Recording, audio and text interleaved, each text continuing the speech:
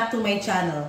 So dahil nauuso ngayon yung mga sakit, actually usong-uso yung trangkaso ngayon at ang aking mga anak, pati na rin ako itinamaan din ng trangkaso. Kaya today, for today's video, magluluto tayo ng samgyetang or ang Korean ginseng soup. So etong ating mga ingredients, meron tayong sibuyas, maraming bawang. Kailangan po nito ng maraming bawang at onion leeks. And then of course, walang samgyetang kung walang manok. And of course, ang ating ginseng. Nabibili ito sa mga Korean grocery store. Merong ibang klase nito, yung nakatibag na, which is yun actually yung favorite ko. Kaso, nung pumunta ako sa Korean grocery store, ito lang yung available. Mura lang siya, it's 135 pesos. Pero napaka-healthy. Makikita nyo sa loob, iba-ibang klaseng wood, may ginseng, tapos may jujube siya. And then, iba-iba yung version ng samgyetang. Usually talaga, ang ginagawa ko walang kanin. Pero for today's video, lalagyan ko siya ng kanin. Sa Korea naman, ang ginagamit, malagkit na bigas. Pero dahil ayaw ng family ko, ayaw ng mga anak ko ng malagkit na bigas, yung normal na kanin lang, denorado. Actually, denorado to. Binabad ko lang, mga siguro 30 minutes na itong nakababad. Ayan, ito yung ating manok. Binabad ko na to.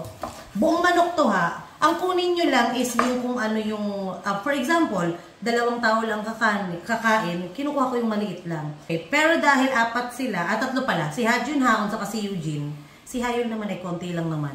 So, eto medyo malaki. Tanggalin lang natin yung yung pakpak. As you can see, tinanggal ko yung leeg. Ayaw ng mga anak ko, ng asawa ko nung may leeg. So, tinanggal ko siya. Ayan. And then, yung iba, dito pinapasok yung bigas, yung malagkit na bigas, tapos ilalagay yung mga bawang. Pero ako kasi, nahiyaan ko na lang. Hindi ko ipapasok.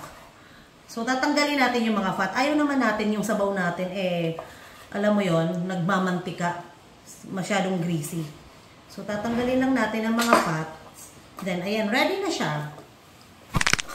Ayan. Ready ng ating manok. Hugasan lang to and then papakulo na natin. So, ayan, hugasan ko na ang ating ginseng. Hinugasan ko siya kasi diba, yung mga kahoy actually, tulad nito, medyo may parang alikabok. Anyway, so hinugasan ko na siya. So, eto, let's start. Ilagay na natin ang ating bigas. Ilagay natin yung ating manok. Ayan. Ilagay natin yung ating mga ginseng. Eto, may jujube siya. Jujube. Malaking onion. Hiwain lang. Ilagay ang maraming bawang. Eto, hatiin nyo lang. Ilagay rito. And then, lagyan natin ng tubig. Lagpas sa manok, okay? Lagpas sa manok ang tubig kasi pakukuluan natin siya ng mga 1 hour and a half.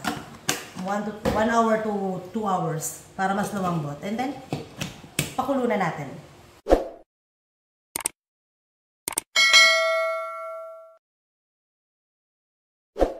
Okay, so after 1 hour and a half, ito na yung ating Korean ginseng soup.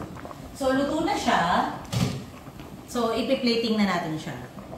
So, ayan. Sobrang lambot na, as you can see. Ayan, o. Sobrang lambot na niya. So, maglalagay lang tayo rito ng yung natin, bigas. Ayan. And then, garnish lang natin ng yung kaninang hiniwa kong onion leeks. Ayan. And then, it's ready to serve. Ito, salt and pepper to. Kasi nga, diba, wala tong timpla. Ito yung parang dipping sauce niya. And then, of course, kailangan natin ng kimchi. So, ito na yung ating samgyetang. Yan. Siyempre, kailangan may kimchi. Pampagana yung kimchi. So, ganito lang siya. Usually, tinitake out to ni inaalis to ni Eugene sa bowl. And then, yan. Kuha tayo ng chicken. Sausaw natin ng konti sa salt and pepper. Masarap. Sobrang healthy. Kailangan nyo ng salt and pepper kasi nga wala tong lasa. Okay? So, pwedeng-pwede talaga to sa mga bata. Para siyang lugaw natin. Tingnan mo. Dahil may rice siya, maraming bawang kasi healthy yung bawang. Para siyang lugaw natin. Sarap. So, dahil usong-uso nga yung trangkaso ngayon, etong samgyetang ang pinaka-perfect na food na ihain nyo sa family nyo. Lalong-lalo na sa mga bata. Sobrang healthy nito at sobrang dali lang gawin. Pakukulaan mo lang, that's it. Sobrang healthy. Para lang siyang lugaw natin, oh. Pero sobrang healthy niya. Marami siyang mga gulay. Dapat, tip lang dapat maraming bawang. Healthy kasi yung bawang. Saka mas nagdadagdag siya ng aroma, ng lasa.